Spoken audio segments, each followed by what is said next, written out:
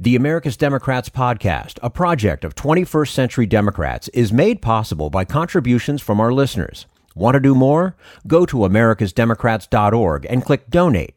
And thank you for allowing us to be your voice. And if you enjoy the show, please share it with your friends on Facebook and Twitter, and leave us a review on your favorite podcast app.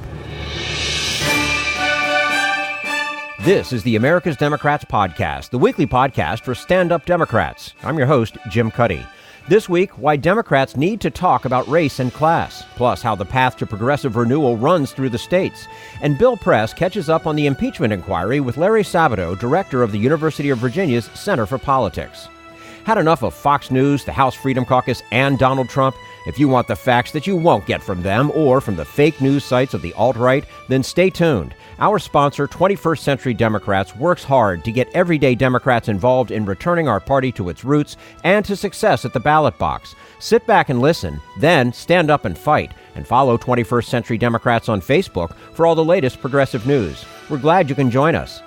Too often, the challenge for Democrats in this political moment is framed as one that pits voters of color against the white working class.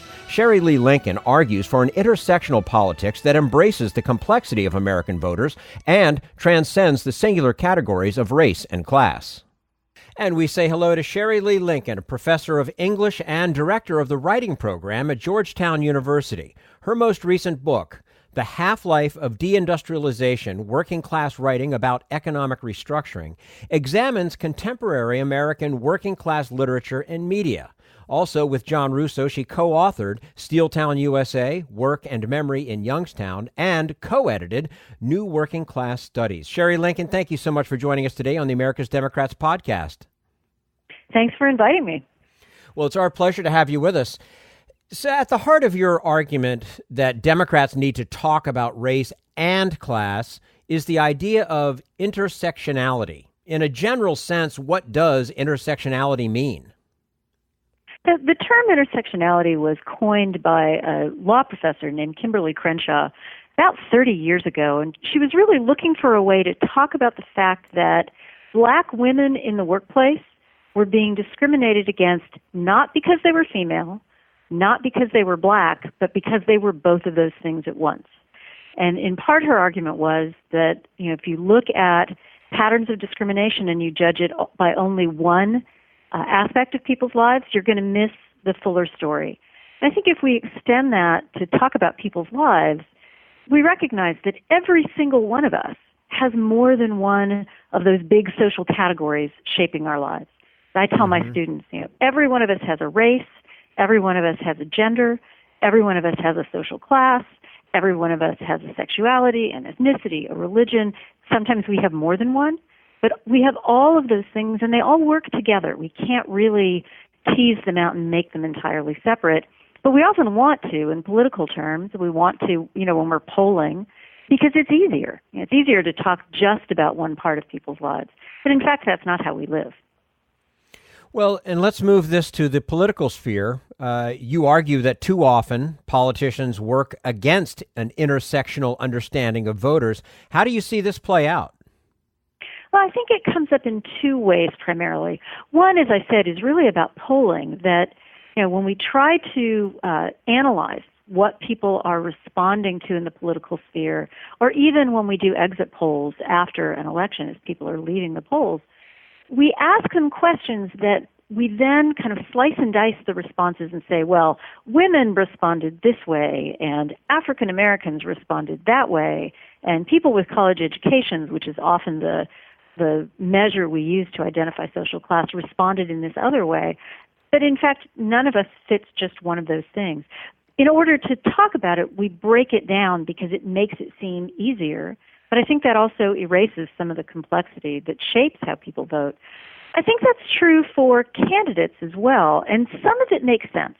If you're a candidate going to a convention of, Black Baptist churches in Memphis, Tennessee, then talking about race as a primary factor might make sense because that's the unifying thing that pulls people together. At least it seems to be the primary unifying thing.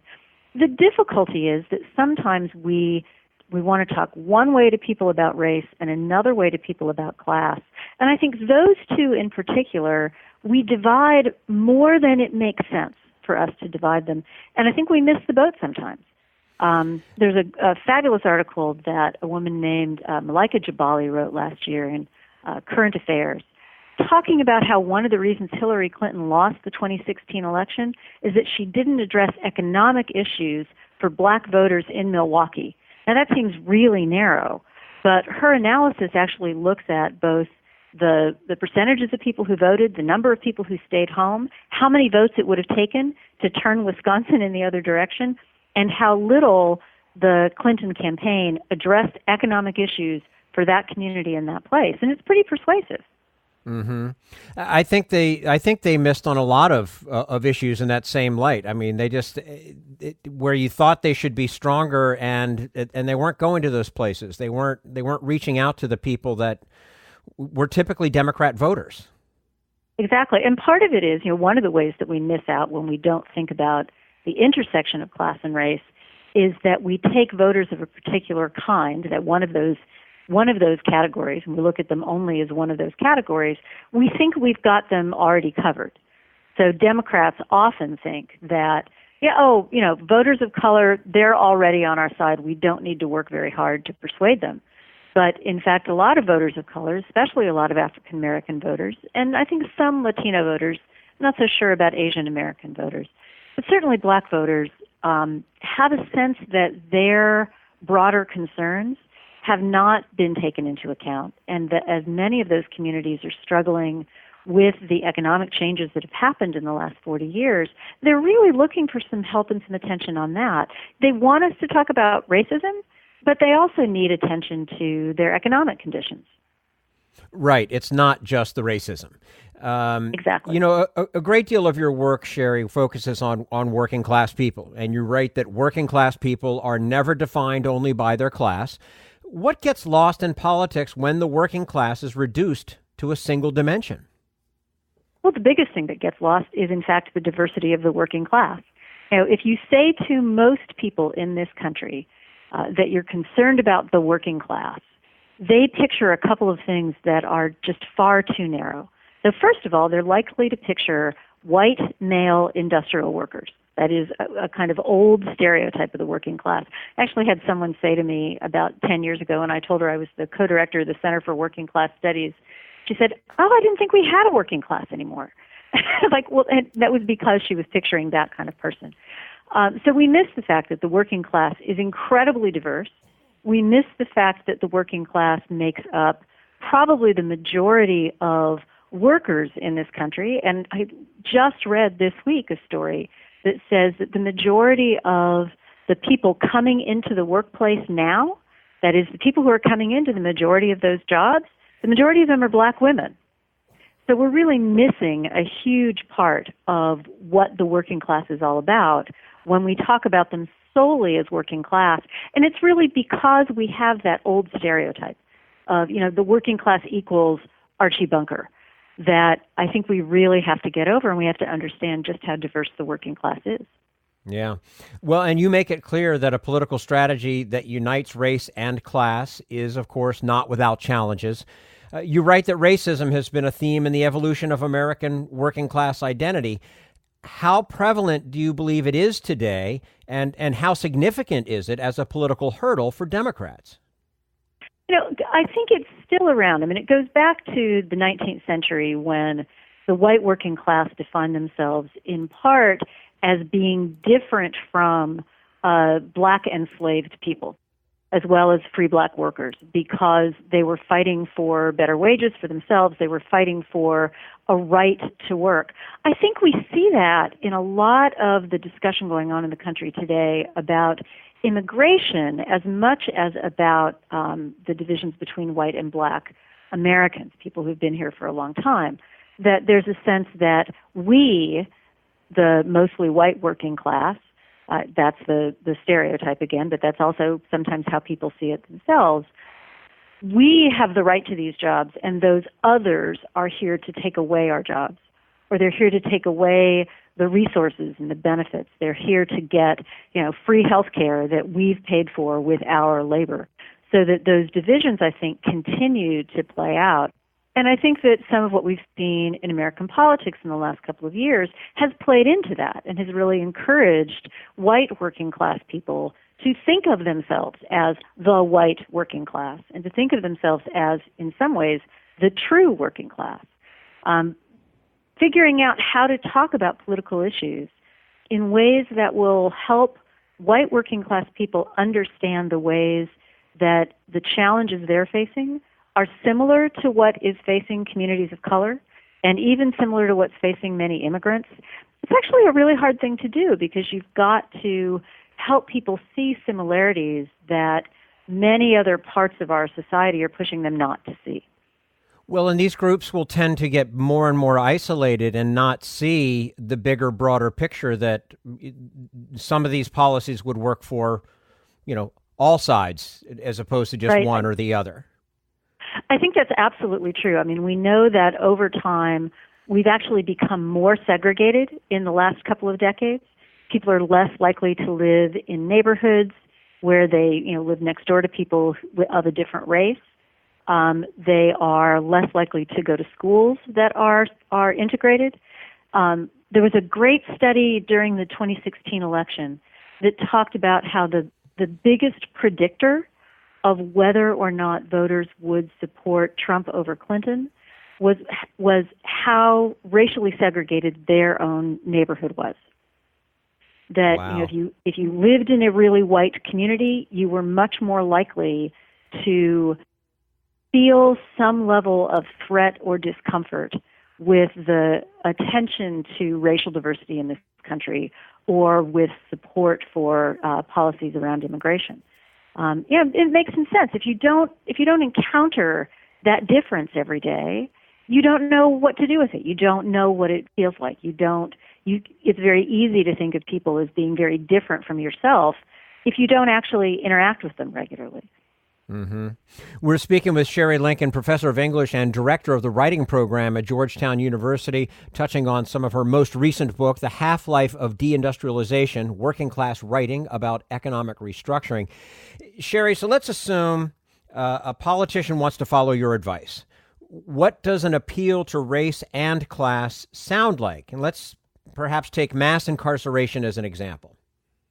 It's a great example because it can allow a politician to talk about racism and the ways that drug policy in this country has for a long time been disproportionately hard on people of color, especially African Americans, and to acknowledge that injustice, while also talking about the economic effects of mass incarceration, both on communities where high percentages of people are incarcerated, which means that there's higher levels of poverty in those communities, not only while members of a family are in prison, but often after they come back because of the difficulty of getting jobs and the difficulty even of getting housing.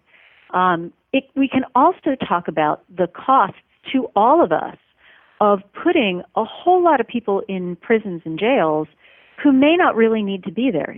Part of what caused mass incarceration was requirements for higher sentencing levels for people on the basis of what are in many cases some really minor crimes, as well as a number of policies that are about charging people extra fees and penalties for minor crimes, and they end up being incarcerated because they can't pay that fee. So to talk about the economics of mass incarceration, as well as about the racism, can be a way to help explain to a much wider population why that's a policy that needs to be changed, that it isn't just about racial justice. It is also about economics. Yeah. Well, and immigration is another arena where race and class get played off each other, especially under this president. They are trying to steal our jobs, or they are stealing our jobs. What is the intersectional approach to immigration that Democrats can take on? Well, I think there's two parts to it. I want to say that I feel like a lot of the the response to the Trump administration's policies on immigration have been, in ways that I absolutely understand, have really focused on human rights. And I think we need to do that, but just like with talking about racism and mass incarceration, we also need to be talking about the economic effects of all of this. I haven't heard much of anybody talk about what these policies are costing us day to day to keep all of these people in detention. What does it cost us as a country not to have the migrant workers who we count on to do a lot of things like harvesting food? Now, what's the cost to us of that? How is that affecting both our food supply and the cost of our food? So I think there's a number of ways that Democrats could make a stronger link between immigration and economics, which also helps us then to link race and class. The other thing I think they can do, and they've done some of this, but I feel like they rely on it a little bit too much, is to tap into the immigration histories of many Americans and how, what our families were like when they came. That can be used in both directions. But I think it's a way of building empathy, which is part of what has to happen in all of this. Well, and of course, some political advisors on both sides of the aisle may call this approach idealistic. In your many years of studying working class, culture, politics, what gives you hope it can work? I'm hopeful that it can work because it has worked in the past. We know, for example, that in the history of the labor movement, many of the most important wins for labor have come when workers of different races, different backgrounds, different religions got together and were able to identify the common ground that holds them together rather than focus on their differences. This has happened over and over and over again. It's hard. It doesn't come naturally to people often. It doesn't come easily. You have to work to build that sense of connection and that empathy, but we've seen it work, and I think it can work again. The name of the book, her most recent book, The Half-Life of Deindustrialization, Working Class Writing About Economic Restructuring. Sherry Lee Linkon, professor of English and director of the writing program at Georgetown University, joining us today on the America's Democrats podcast. Sherry, thank you so much for your time with us. We'd love to have you back sometime and chat some more. Great. Thanks, Jim. Thank you. And this is the America's Democrats podcast, the weekly podcast for stand-up Democrats.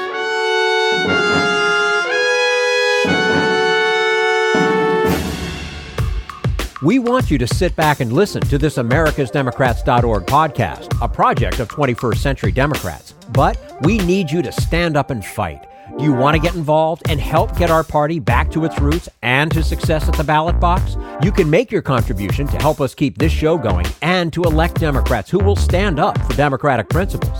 Go to americasdemocrats.org and click on Donate at the top of the page. Social Security measure. I believe that we must pass legislation to provide medical care. This is our tradition. When our grandparents came to America, it was the Democratic Party which said, welcome. It was the Democratic Party, the party of Roosevelt and Truman and Kennedy and others, who said that America belonged to all its people, not just a handful of the rich or a few giant corporations. That's why great leaders like FDR fought so hard for Social Security, and why JFK stood up to the insurance companies and their Republican allies to get Medicare. It's not just one thing, or one time, in one place. It's about a whole history of standing up to the Republicans and saying someone has to be on the side of regular working people in America. Whether it's defending Social Security or just the way your loved ones are treated on the job. That's what the Democratic Party is all about. And that's why this message has been brought to you by the Democratic Party. Working people like you and me. Paid for by 21st Century Democrats. Not authorized by any candidate or candidates committee.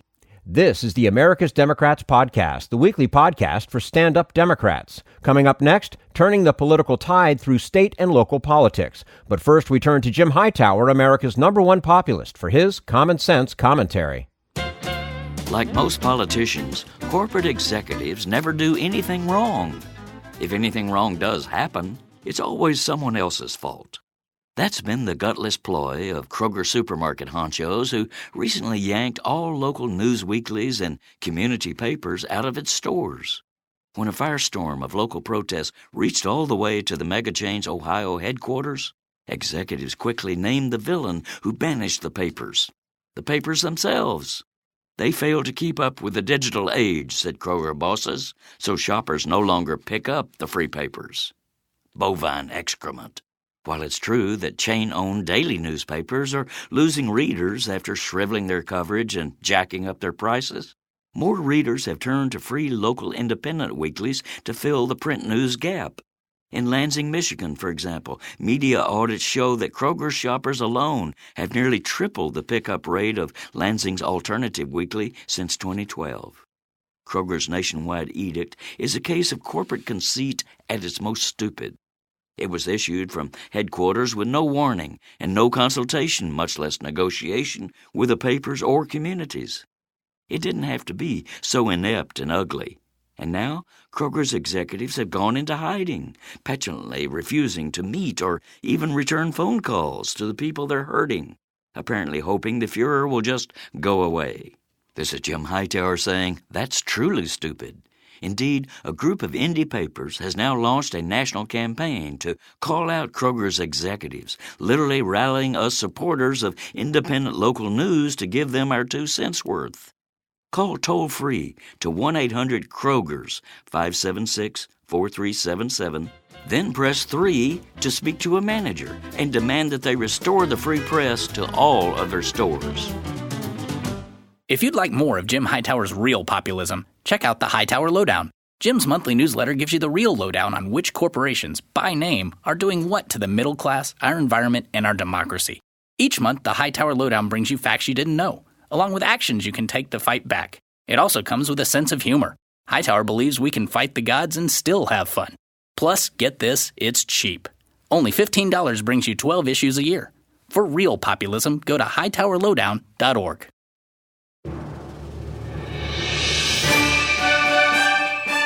This is the America's Democrats podcast, the weekly podcast for stand-up Democrats.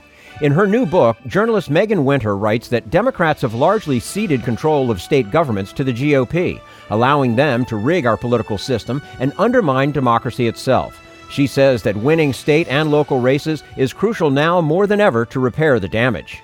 And we say hello to Meaghan Winter, freelance journalist who has written features for New York, Bloomberg Businessweek, Cosmopolitan, Slate, and Fusion. And her new book is titled All Politics is Local, Why Progressives Must Fight for the States. Meaghan Winter, thank you so much for joining us today on the America's Democrats podcast. Thanks for having me. Our pleasure to have you with us. Your book makes the very strong case that Democrats have ceded power at the state level to Republicans by putting a narrow focus on federal elections. Give us a sense of how the political map has changed over recent years. Yeah, definitely. And I think this is something people have been paying more attention to since the 2016 elections. But under Obama, Democrats lost a huge number of state legislative seats. During his tenure, they lost about 900 of those state seats. And by 2016, Republicans held 2/3 of the legislative chambers in the country. And they, in quite a number of states, they had trifectas, meaning they had the House, Senate, and governorship, meaning they had the ability to really push their agenda without a backstop from Democratic control. And that is a major change from previous years and before 2009, when really many of the states there was divided government. So it was a major change. And a lot of that happened because ahead of 2010, Republican strategists knew that that would be a hugely influential year because redistricting was coming. So they intentionally spent a huge amount of money and time and figured out how they could flip a lot of those chambers, and they were really successful. So that meant that by 2016, Republicans had hugely outmatched Democrats across the country in state chambers. However, in 2018, Democrats did regain 7 governorships and flipped 6 legislative chambers. So there is a possibility that the tides will turn and that Democrats will continue to fight in the states. That's an open question right now. Yeah. Well, and failing to focus on the state races, I mean, it seems like such a short-sighted strategy on the part of Democrats. How did that happen? So this happened for a number of reasons, some of which are kind of long-term and diffuse, and some of which are specific and short-term. So a couple of the bigger, broader reasons are that Democrats, of course, believe in the power of the federal government. And since the civil rights movement, ideas about states' rights are very closely linked with, racism, frankly, right? So there are a lot of very practical moral reasons that Democrats thought the federal government was the best venue for social change. And for many years it worked. They had control of the House and on the federal government for, 42 years. So that, just for ideological and strategic reasons, they preferred to focus on the federal government. Another thing that happened in the shorter term is that in the early 2000s, there was campaign finance reform, and in particular the McCain-Feingold Act, which made it harder for state parties to raise money, and that had an outsized impact on the Democratic Party for a number of reasons, which are too wonky for me to get into at the moment. But basically that campaign finance change made it much harder for the state parties to raise money. And that was a bigger deal for Democrats because the right for years has invested on the state level for very deliberate reasons. So, we all know about ALEC and the Koch brothers and Americans for Prosperity. Even allied interest groups like National Right to Life and the NRA, they've always been focused on state governments. So when the Republican Party had more trouble raising money, it was less of a big deal for them because they had all these other allies that were very intent on state races and state policy, where the Democrats just didn't have that. So those are some of the, that's a very broad brush description of that, but that's some of what I write about in my book, and that's kind of how we got to where we are now. Yeah, and that's really dropping the ball, and it always leaves me scratching my head because the important decisions for me on a day-to-day basis are made by my city, my state government, not necessarily my federal government. That's why I just how do you let that go? I've never understood it. It is really stunning to. When you really think about it and spend some time thinking about how much power states have and cities and towns as well, but especially on the state level, it is really stunning to realize how little media coverage there is, how little attention we all pay as citizens. It's really kind of breathtaking when you think about it. Mm-hmm. Public policy. In terms of public policy, what are some of the most significant outcomes of this shift in power at the state level? Yeah, so this is, there are too many to summarize, but I think I'll pick a couple that are, to me, really stand out. Okay. And I also, before that, I want to underscore, too, that state law and policy actually is even more consequential now because there's a conservative majority on the Supreme Court, as we are all aware, and there's also the Trump administration has appointed an unprecedented number of federal court judges who will have lifetime appointments as well. And so what does that mean? That means if state lawmakers who have a trifecta and are all Republicans and they push a law that in another decade would have been stopped by the courts, like whether it has to do with reproductive rights or the environmental protections or labor protections, we don't know what's going to happen now. So there's less of a backstop for these laws that previously would have been fringe right-wing laws. So I just want to underscore that. So there's too much to summarize on why these state policies matter. But a couple things that really stand out to me are Medicaid expansion, depending on what state you live in. If your state lawmakers have not expanded Medicaid and you are a low-income worker, you don't have access to health care. So that stands out. In Florida, there are 700,000 people who don't have access to health insurance because the Republican state lawmakers did not expand Medicaid. So that, I don't think I have to explain to your audience why that is so significant. Yeah, right. I think that one's self-explanatory. Yeah. And then the other one that I just want to pause on for a moment on is addressing climate change. There's been some attention to the federal government's, Trump administration unraveling EPA standards. I would argue there's not enough attention to that, but that's another conversation. However, state governments also regulate energy and utility companies. So there are these state committees that we've never heard of. We don't know who they are, but they're appointed by governors or state legislatures, and they're deciding whether the utility company in your state that you essentially have to buy your electricity from, whether they need to lower their emissions or not.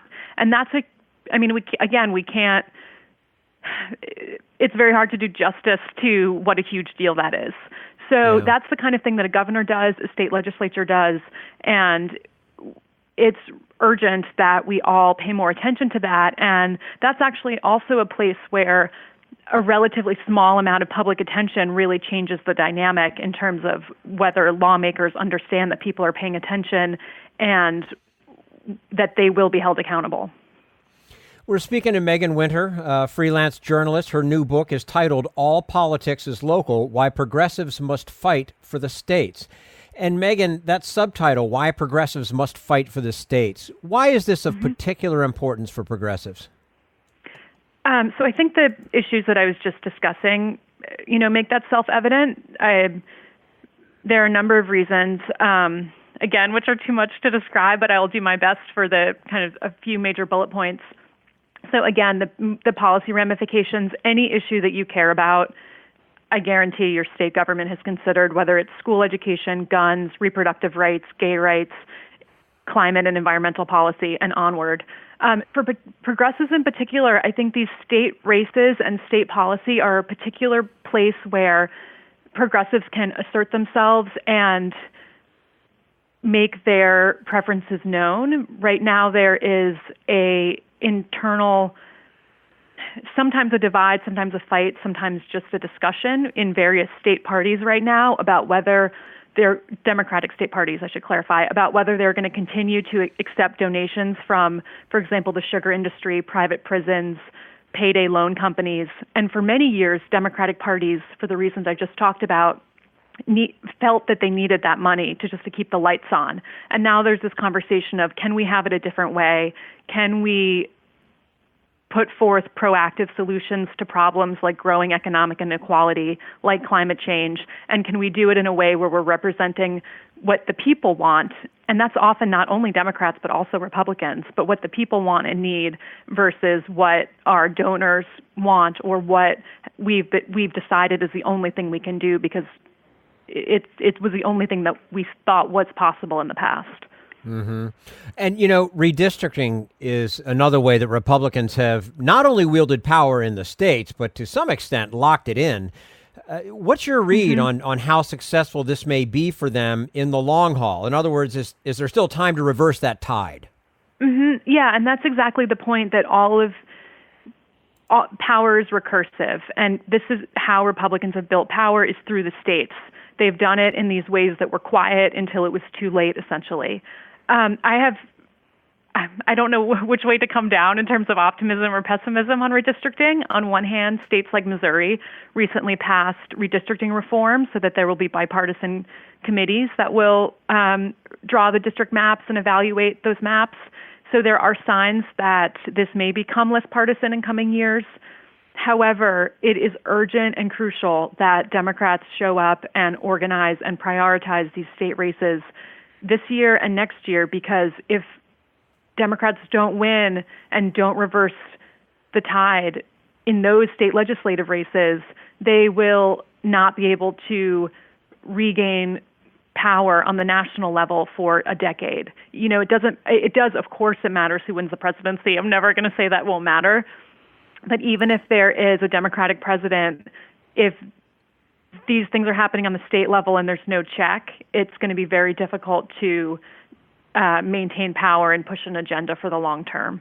Yeah, I agree with that 100%. I mean, yes, the presidency does matter, which party is sitting there, but man, the meat and potatoes, it's all at the state level, in my opinion, or for the most part. Yeah, so much is. Yeah. Now, in telling the story of how Democrats can fight back, your book examines some key swing states. Among them is Colorado, an example of how to win this fight. What did Colorado do that worked? Yeah, so in the early 2000s, a group of Colorado Democrats essentially got tired of losing. So they got together and decided that they were going to do what Republicans had been doing for years, which was to focus on these state races. I'm hesitant to offer Colorado as a 100% I'm hesitant to offer it as a example of something that is the perfect story, because part of the reason that they were so successful is that the Democrats were able to come together with this handful of mega wealthy donors. So again, that points to the larger problems in our campaign finance system and how much money it takes to win elections. But what they were able to do is put these donors in touch with political strategists and people on the ground, and they were able to basically cultivate a political culture where Democrats had a shot at winning, where they could win races. And not only that, these donors supported community organizations and different political groups that were able to be present year in and year out, and not only a month before the election, but all year, including showing up at the state capitol to committee hearings, including getting people interested in these different discussions and doing all of the day in and day out work that for years Democrats had not done. And not only had Democrats not done them, but different interest groups associated with, generally the left had been more focused on Congress and had not been doing that kind of cultural conversation work on the ground. Mm-hmm. Now, Florida is another state you examine as a contrast to Colorado. What do we learn from looking at Florida? Yeah, so there are a number of lessons in Florida. A couple of them that I will choose to describe is that very much connected, in fact, to the Colorado lesson, although it's sort of the inverse, and because in Florida it's such a struggle. But again, in Florida, what's happening really does prove that victories come from when people are engaged all year round, and not only a few months before the election. So in Florida recently, the voters passed a ballot initiative that restored voting rights to certain felons who had served their time. And that has received a lot of attention. I'm sure your listeners are aware of it. But I think it's important to keep in mind that victory didn't come from, one, it didn't come from the Democratic Party itself. It came from outside groups. And two, it came from people who were working for, I think it was 8 or 10 years. So the thing to keep in mind is it's going to be really difficult for Democrats if they focus only, for example, on 2020 or only on a particular race. And it's the victories that we see come from sustained efforts that insert themselves into the culture and also connect people with one another. And that kind of work is it's tiring. It takes a long time. It requires a lot of conversation, but that's how people change their minds. That's how people become more involved. And that's frankly what Democrats and progressives need to do and have been doing in the past couple of years. We just have to make sure that what's happened in the past couple of years wasn't just a reactionary burst and was something that instead can lead to long-term cultural change. Mm-hmm. Now, Meaghan, before we let you go, Donald Trump is, a uniquely extreme player in national politics. For many Democrat voters, there's a singular focus just to get him out of office. Does that focus have to be at the expense of a focus on state politics, or can it be part of a state strategy for Democrats? No, I understand why people would think we absolutely have to spend every moment thinking about the presidential race and every dollar and every concern. I understand that impulse very much. I agree with the argument that, in fact, I believe was first articulated by Howard Dean and his supporters, several years ago. And this is this idea that, in fact, if you, instead of sending your $20 to whichever presidential candidate you like, if you volunteer for whoever is running for city council or state office in your district, by putting that energy in, you're going to get a few more people to show up. And maybe they're Democrats, maybe they're independents, maybe they're Republicans, whatever. But if you sell them on this person that they're more likely to be sold on, frankly, if they disagree with you because of the particular local issues, that person shows up, and then they will most likely vote Donald Trump out as well. They're probably not going to show up for a progressive Democratic state house person and then be like, I don't know, maybe I'll vote for Donald Trump. So the point being, if you bring people into the political process by volunteering locally, you also are helping turn out votes for the presidential election. And sometimes it's so depressing listening to the news, right? Because we all have so little control of just the horrible tragedies that are being thrown at us by the news every day. But when we show up in person and talk to people who are doing things, we are taking a little bit of that tragedy back and turning it into something that we can have a small amount of control over. So I would really encourage people, if you are feeling discouraged, angry, afraid, all of the different ways we've all been feeling, I would really encourage you. There's definitely, no matter where you live, it doesn't matter what state you're in, there is a Democratic committee somewhere near you. There's an indivisible group. There's someone running for office, and whatever you do to help that person will go much farther than sending $10 to a presidential candidate who already has millions. And they'd love to have you. You know, that's the other side of it. They would love to have you join in and help out and that kind of thing. Oh, yeah. No, most of these campaigns, again, going back to the lack of funding for state parties, a lot of Democratic parties, even though they're run by people with, these people are, I want to underscore too, I don't mean to be criticizing these state parties. They're run by people who are working extremely hard against the odds, often with a shoestring. So these candidates are often not given any money by the state party. They're often their campaign managers, maybe a friend, maybe a former coworker. So if you show up and volunteer, you are providing them so much. So I just think that this is an opportunity for us to, contribute in a way that really can make a difference. Absolutely. Meaghan Winter, freelance journalist. Her new book, titled All Politics is Local, Why Progressives Must Fight for the States, joining us today on the America's Democrats podcast. Meaghan, we enjoyed it. We hope to have you back again with us soon. Thank you so much. I really appreciate it. You're quite welcome. And this is the America's Democrats podcast, the weekly podcast for stand-up Democrats.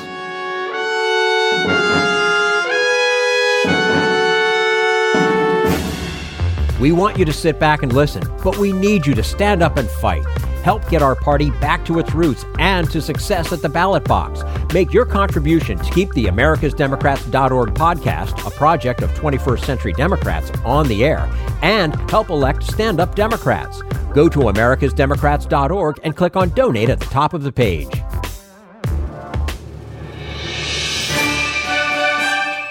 This is the America's Democrats podcast, the weekly podcast for stand-up Democrats. Tracking the impeachment inquiry with one of the nation's most respected political analysts, Bill Press talks with Larry Sabato, director of the University of Virginia's Center for Politics. Well, our slogan used to be politics is a good thing. I've changed it to politics can be a good thing. I think it fits the era. It can still be a good. It's nice to start on that hopeful note. It no longer is. You can't take that for granted anymore. Well, let's dive right into the politics. Have we ever seen anything in politics like we've seen in this week, the last couple of days? Well, of course, you're too young to remember Watergate, but during Watergate, I think there were plenty of weeks like this. But the difference is, as bad as Nixon was, and all the terrible things he did, we don't have time to recount them, but there's never been a president like Donald Trump, and I don't mean that as a compliment. And so everything that can happen either has happened or will happen because he'll force it to happen. He'll be a permanent example of American history of what not to do. The memorandum or the notes or whatever of his transcript with President Zelensky of the Ukraine, the president tweeted out, now that they've seen the transcript, Democrats are going to apologize. This completely exonerates me. You read the transcript. It was 5 pages. What was your take? It was damning. Look, no one can read that and not interpret this as a quid pro quo. You don't have to use the words quid and quo to get a quid pro quo. Any idiot can read that and understand exactly what he was saying. And the president of Ukraine clearly understood he was clever about sidestepping it to the extent he could. He was depending on America for a lot of money. He even did it at the United Nations when he and Trump had a press conference together. He was very careful. He wouldn't let Trump put those words in his mouth. No pressure, which is his new substitute for no collusion. It's the same old script. And for his base, that's enough. And I mean, clearly, as you say, he didn't say quid pro quo. He said, I need a favor. Right. And I need you to talk to my attorney general. Yes. Which we need to get to the bottom of. Everyone needs to know. Was this guy involved at all? And it's actually damning just to consider that Trump would invoke him. He's so certain of Barr's support. He wouldn't have done that with Jeff Sessions, that's for sure. And right. Sessions was no liberal. I've never seen him take a liberal stand on anything. So we need you to talk to the Attorney General about how we can get some political dirt on my potential Democratic opponent. And while you're at it, talk to my hatchet man, Rudy Giuliani. Yeah, and kept saying, Giuliani's a great guy. You're just going to love him. If he Googled Giuliani, he'd get the other side of the story. But it's a clear case of a president inviting in the head of a foreign government, not very far from Russia, into our next campaign. Did he learn nothing from 2 years of investigation into Russian interference in the 2016 election? And of course, the answer is no. Right. No. And then we have, and we know about this because a member of the intelligence community, what's your thought then? A member of the intelligence community listening in on the phone call who is so alarmed by what he hears that he files a whistleblower complaint. Well, there are a lot of rumors going around today about who it might be, and the best guess from people I trust is a CIA officer, which right there is going to add some credibility if that turns out to be true.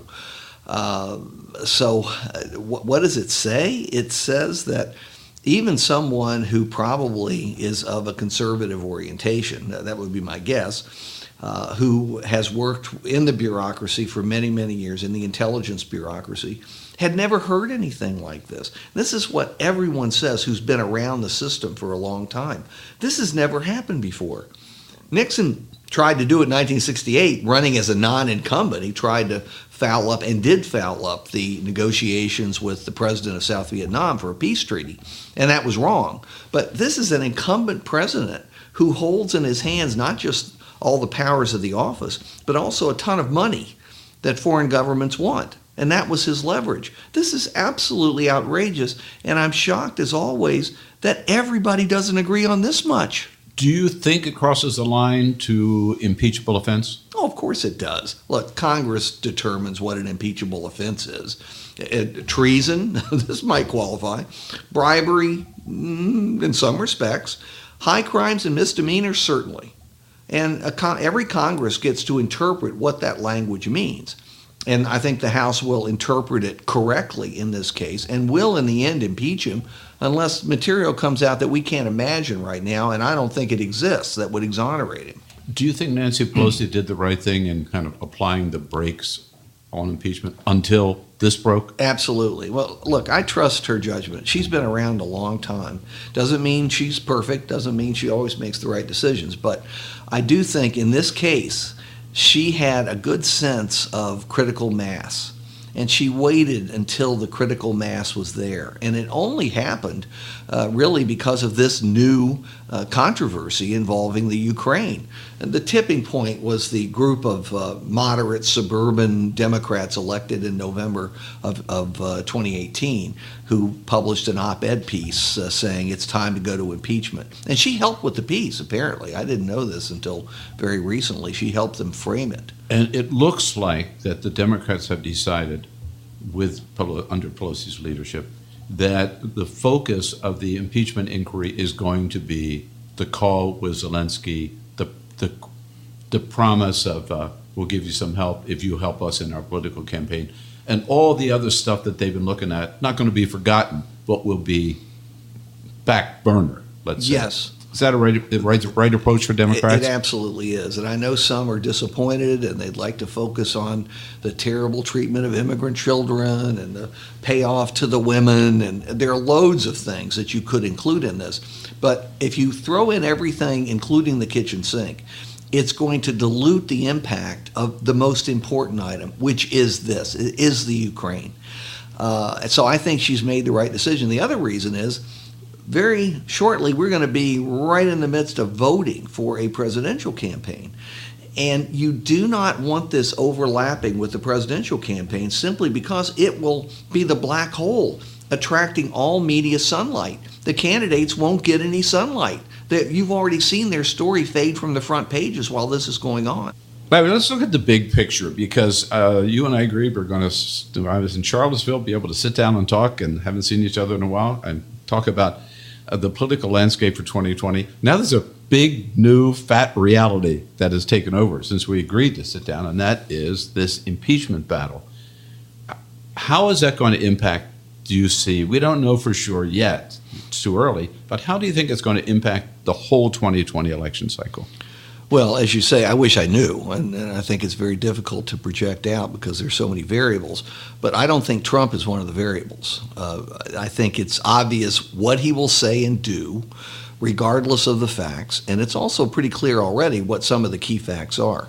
To me, the bigger variable will be how the Democrats handle this.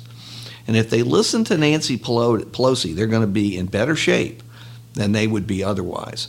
She wants to keep this focused squarely on the Ukraine business because it's so outrageous to anyone who actually sits down, listens, and understands it.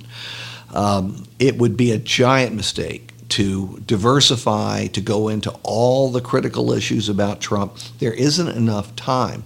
I hope somehow she can focus this, even with just the Ukraine business, to finish it before the voting starts, February 3rd in Iowa.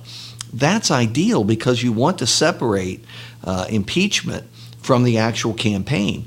Also, just in case it doesn't go well, because we know in the end, I'm sorry, I just don't agree with people who are suggesting the Senate is somehow going to be moved. Get real.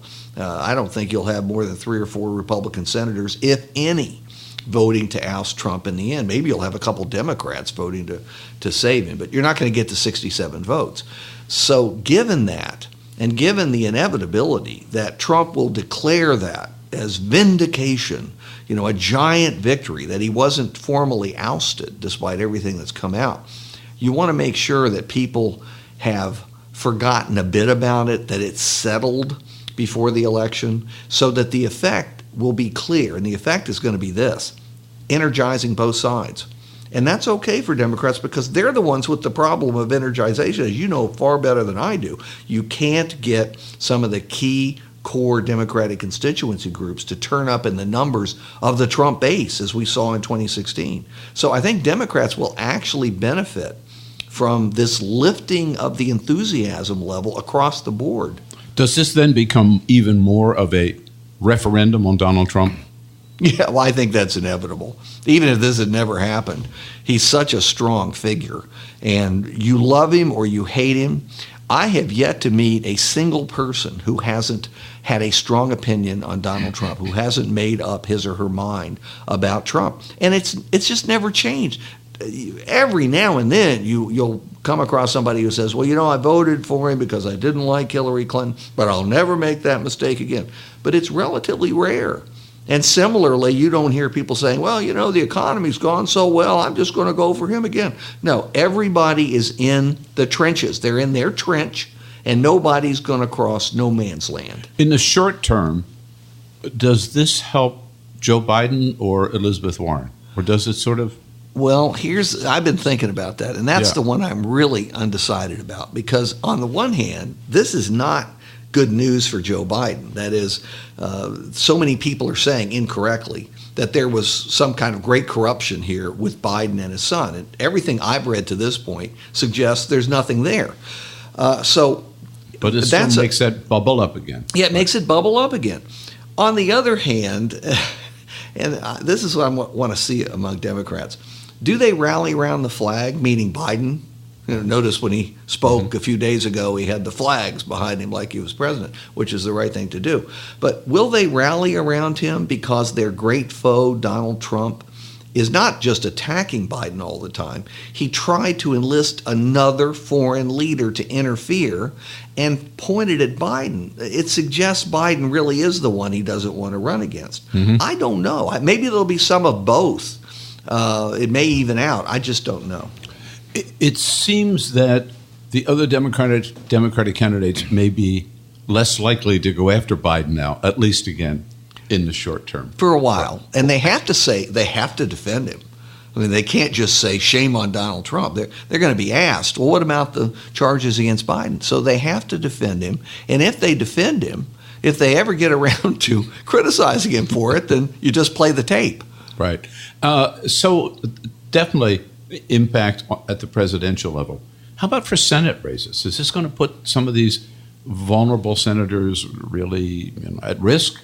How they vote? It depends on how this turns, because by the end of it, people will either be convinced that Trump has got to go, no matter how the Senate votes, or they will think that it isn't necessary, they should have deferred, they're not dealing with the issues I care about.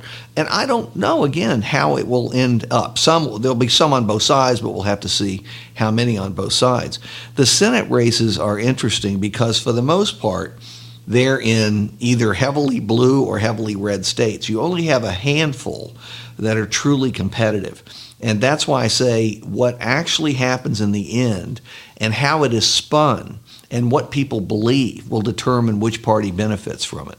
Now, it's hard to say aside from impeachment, because it is such a big blockbuster. Other than that, Mrs. Lincoln, how did you like to play? Yeah. Exactly. But in general, has the political landscape changed since 2016? The landscape has changed in a lot of ways simply because of Trump's incumbency and because of the daily outrages. If you read the tweets or hear about them and what people say. And, in retrospect, I honestly think a lot of the Trump voters who weren't in the core base had no idea that he would never adjust at all to being president of the United States. I'll admit myself, I thought there was a chance that he would make a turn and become more acceptable, not necessarily to me, but to enough people in the middle. The pivot. He's gotten worse. He hasn't gotten better, he's gotten worse. So that has changed, and I think it makes people more open to canceling a one-term president. So do you see that change in the key heartland states where Hillary should have done better and didn't? And wasn't that many votes, but if you total up Wisconsin and Michigan and Illinois and Pennsylvania, whatever, that's the key area, it seems. Yes, still, correct? Yes. I do think that unless things collapse for the Democrats, they will carry Michigan. That was only 11,000 votes, which is nothing in Michigan. I think they have a better than 50-50 chance, but not much better than 50-50 to take Pennsylvania in the end. Wisconsin may well decide the entire election, at least in some calculations that's true. And oddly enough, same for Arizona, which is changing just the way that Colorado did, and to a lesser degree Virginia did, in moving in the Democratic direction, much faster than Georgia, for example, or Texas. So when you look at the big picture of this, I think Trump has overall lost ground, which is amazing considering the economy. It's not perfect. There are always problems with a $24 trillion a year economy.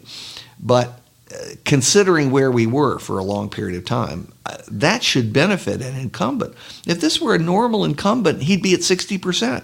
This guy can't get over 50. I don't think he ever will, because he's so obnoxious.